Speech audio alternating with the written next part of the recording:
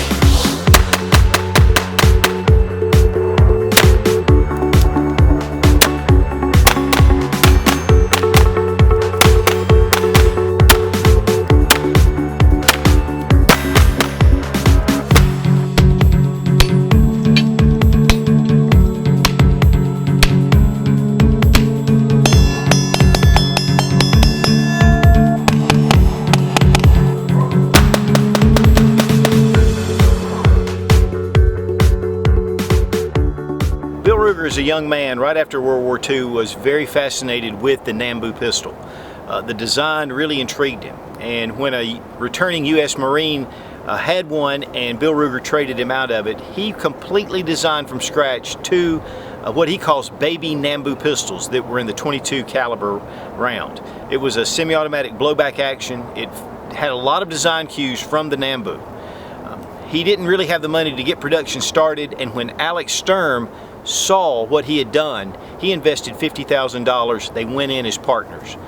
From 1949 all the way till 1999, over 2 million of the Mark series pistols were sold, which makes it the most popular, best-selling .22 semi-automatic pistol in the world. The original price on those pistols was $37.50. And they designed them to be very reasonable. Now, over that time, there's been the Mark I, the Mark II, the Mark III recently, and now the Mark IV series.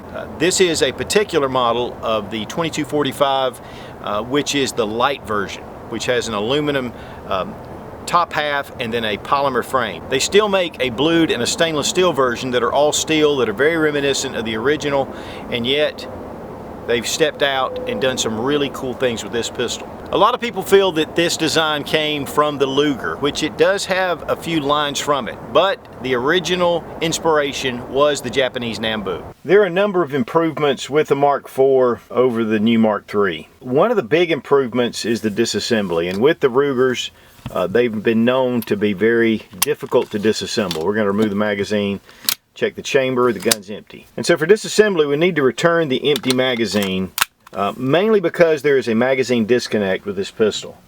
Once you do that, engage your safety. Now, right below the bolt on the back of the firearm, there is a small button right here. So depressing this button, just pull and lift off. It is that simple.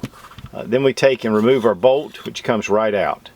And that's one of the things about the original standard all the way through the Mark III. It's been a real nightmare to disassemble, and with the Mark IV, that's been fixed. Now you can clean through the breech on this end of the bore. Everything's open, and not a lot of levers to pull and tricky ways to reassemble. It just makes it a really easy thing. You will notice this cylinder bolt, which is unusual for .22 pistols, but this is one of the things that made the Ruger so great.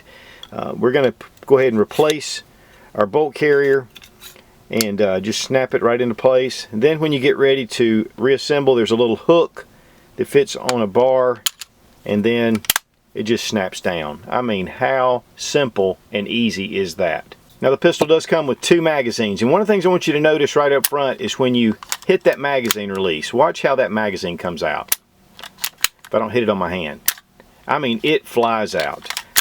And one of the reasons it was designed to do that, because there's a spring piston right here. So when the magazine's released, this spring is released and it forces the magazine out. And great for competitive shooting. Get rid of that magazine, bring in your next one, and you're ready to go. Now, a couple of other differences over the Mark III is the safety. This is an actual paddle safety, whereas before it's been a button. Actually from the original, and this is the first time they've used a kind of a lever safety, which is very reminiscent of your 1911.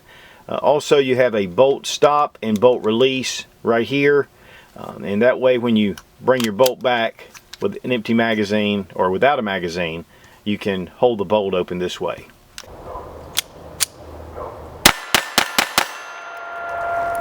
You can push this down to release the bolt, but it's really tight. And there it goes, but it's not very easy. Maybe over time it might work its way. But most people are releasing their bolt without it. You know, they pull back on this and then it releases the bolt. One of the things about the original Mark IIs and Mark IIIs is that the bolt could not be brought back and just released, what they call the slingshot. With this design, you can do that now. With a loaded magazine in here, just take your bolt, pull back, and you can feed around. One thing that's over some of the Mark I and Mark IIs is we have a magazine release right here instead of a heel type magazine release from the originals. Another big change over the Mark III is there was a loaded chamber indicator bar that ran like 3 inches right here on the top of the slide. And they have actually done away with that. There was a lot of complaints about it, and there was even a filler that you could place in there. One problem with the Mark III was the loaded round indicator would actually impede bullets as they were going in. They caused a lot of malfunctions, and they of course removed that and then put this really nice laser engraved Ruger Mark IV, which is really nice.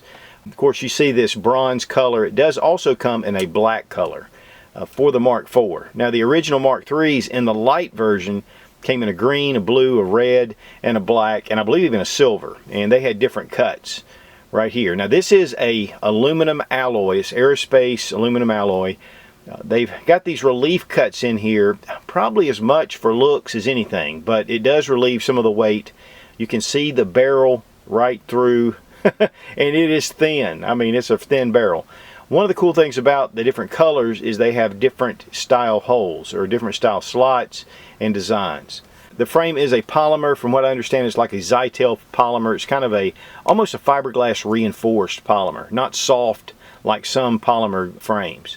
Of course, you see the 1911 grips, and these traditionally, the 2245s have been able to take a standard 1911 grip and put it in here, so there's a bazillion different offerings for the 1911. But one of the big differences with the Mark IV is because of the new safety style and the bolt hold open, the grips are a little different here at the top. You can see where the safety kind of goes into the grip right in here, and your slide stop, there's a little bit of a relief. In fact, I've got some grips I'm going to try to modify to put on here just to see how easy it is. You do have hex screws, and the grips are rubber. They're very nice.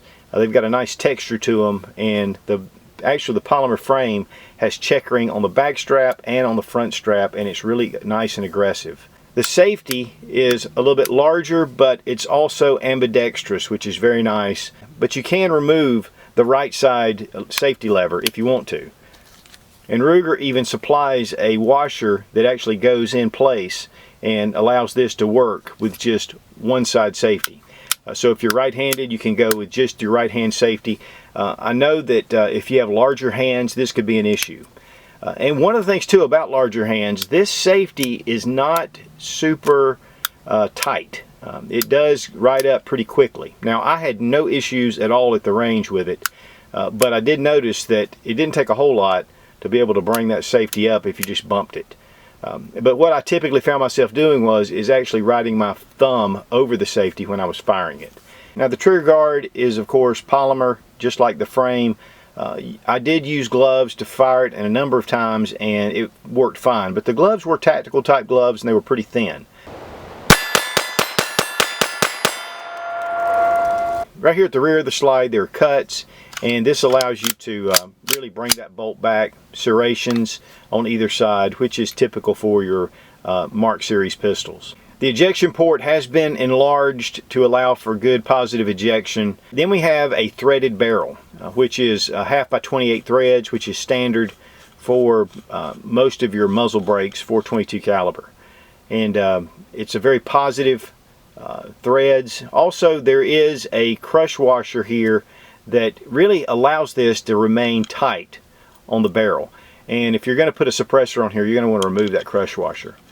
But the thread protector goes on really smooth.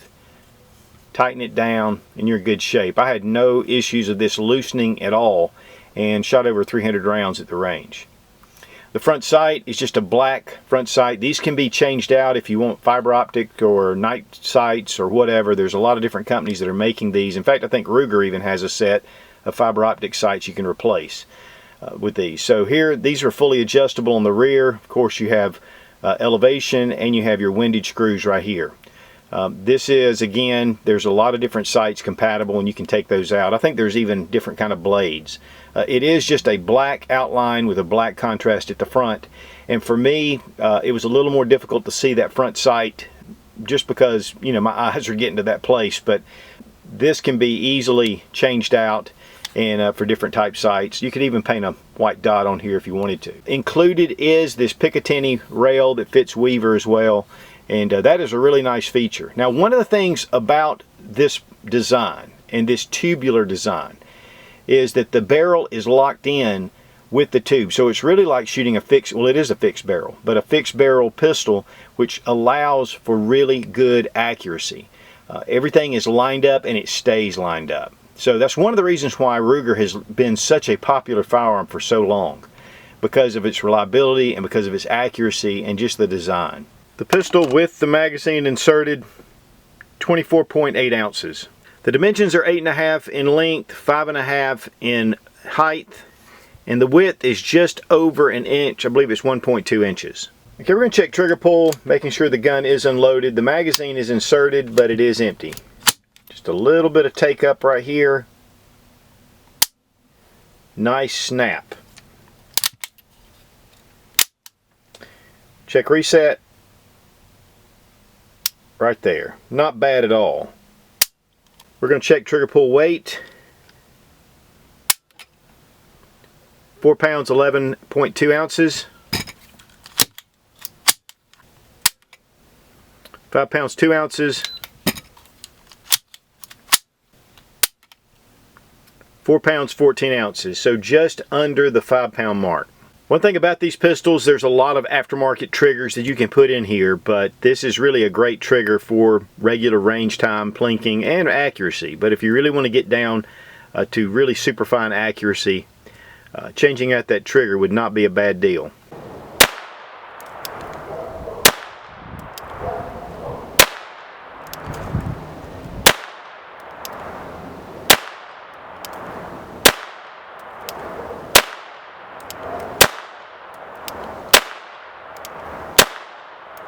We're shooting some CCI mini mags, 10 yards, easy to see targets, decent group. It was funny, the first group that I shot, it was a little bit sporadic, but I was running around and I really wasn't settled down. So I went ahead and set up another target and just put all 10 rounds in one group. Ever since the Mark series came out with the Lite model, I've really been wanting one. I had a good friend of mine that has one of the Mark IIIs, and it's just a beautiful handgun, very modular, completely really different than your standard Mark series. I've got one of the old Mark IIs, and it's one of the 5.5-inch bull barrel. All steel, it's heavy, but it's very well balanced. Just a great gun to take to the range, and I've had that gun for about 25 years. Getting the Mark IV is a complete step in another direction. I'm so lightweight. It does have the 22-45 grip angle, which makes it really nice if you're used to shooting 1911s. And it's a very natural pointing pistol. The balance is good on here. In fact, I was really, kind of curious at the difference. But really, it's so familiar, bringing in that Mark II feel to it, and with the bolt and just the way this thing shoots. It's such a pleasure to take down to the range, and especially with 22, it's just such a low report round in the first place. With the grip angle, and of course you can change these grips out. I think you'll probably have to do some modification to make them fit, but it's not really extensive.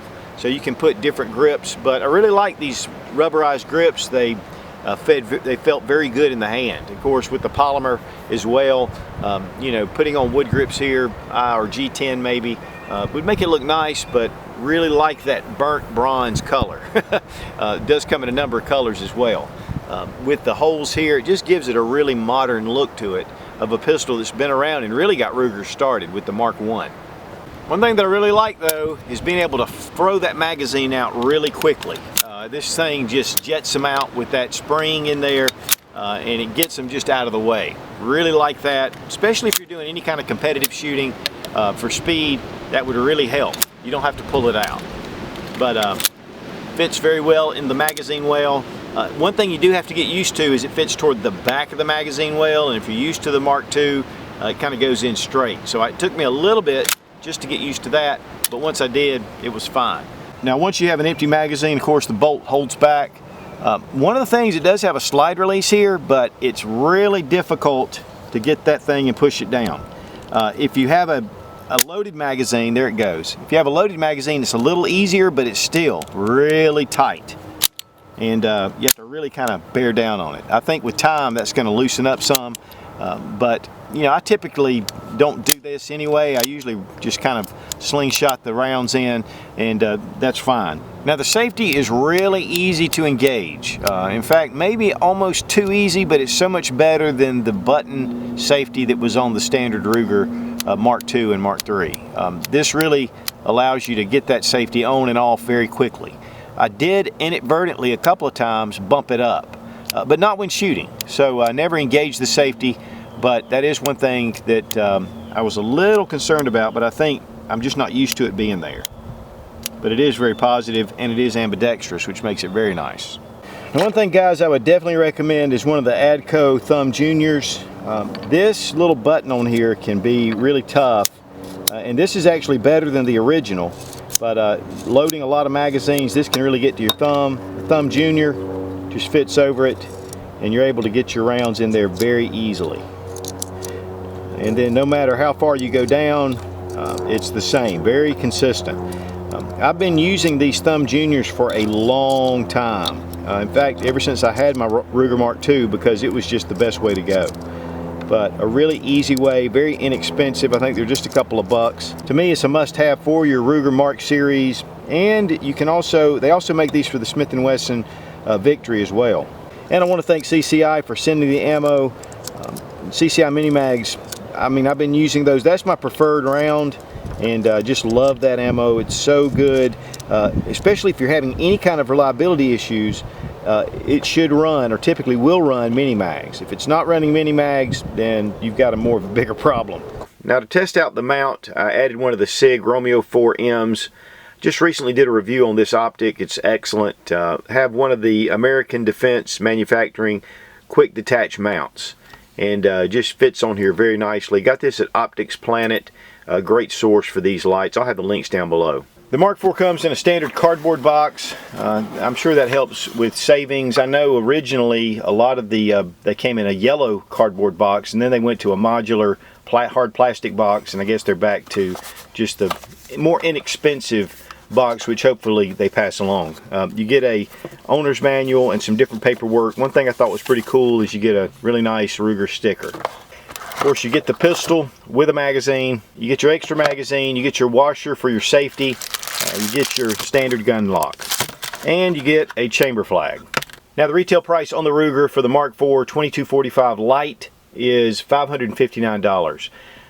They're selling for around the $450 to $475 range typically.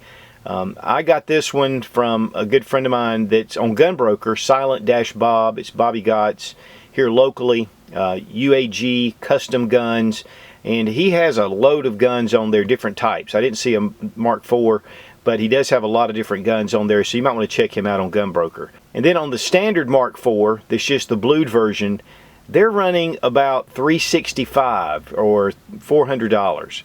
So there's a considerable difference between the standard version and the Lite. Of course, if you get into the Hunter version, which is a stainless steel with a fluted barrel and a bunch of other things, it's even more expensive. I think they run around the 500 plus range.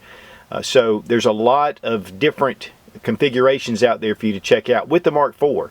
There's still a lot of Mark IIIs out there, Mark IIs, even Mark Is that are for sale that are just great guns. The big problem is the disassembly can be a chore. It's not impossible. I've done it a number of times, but this is just so much easier. In fact, one of the easiest breakdowns of any pistol that I have. As far as pros and cons of the pistol. Pros, this gun has been one of the best-selling .22 semi-automatics in history. Since 1949 with the original standard series going up until today with the Mark IV. These guns are just very ergonomic, they're easy to shoot, and whether you go with the standard grips or the 2245 grip, Just a really accurate, very reliable little handgun.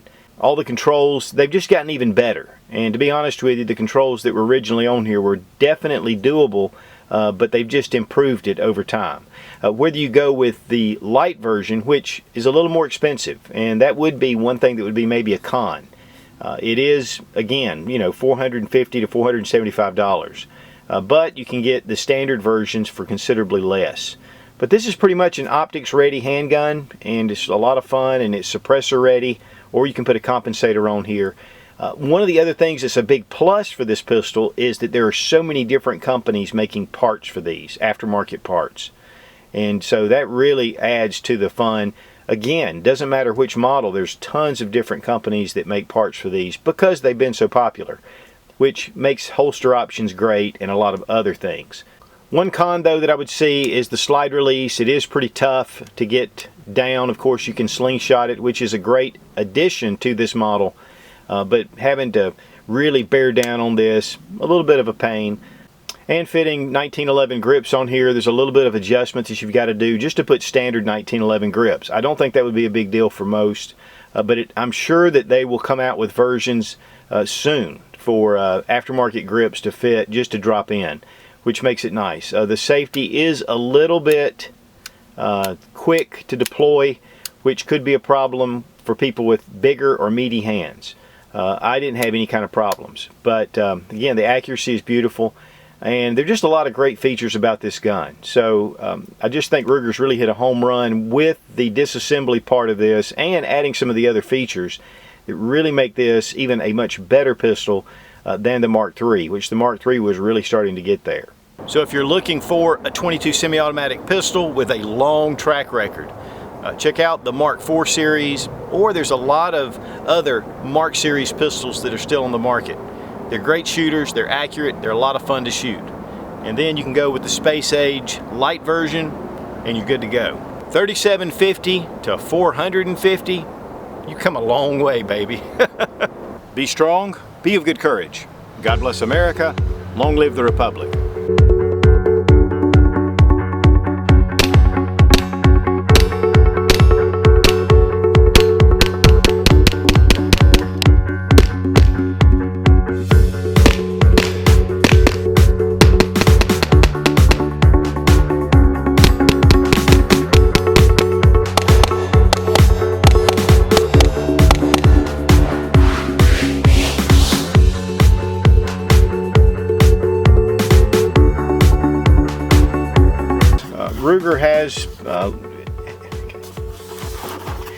Ruger's done something.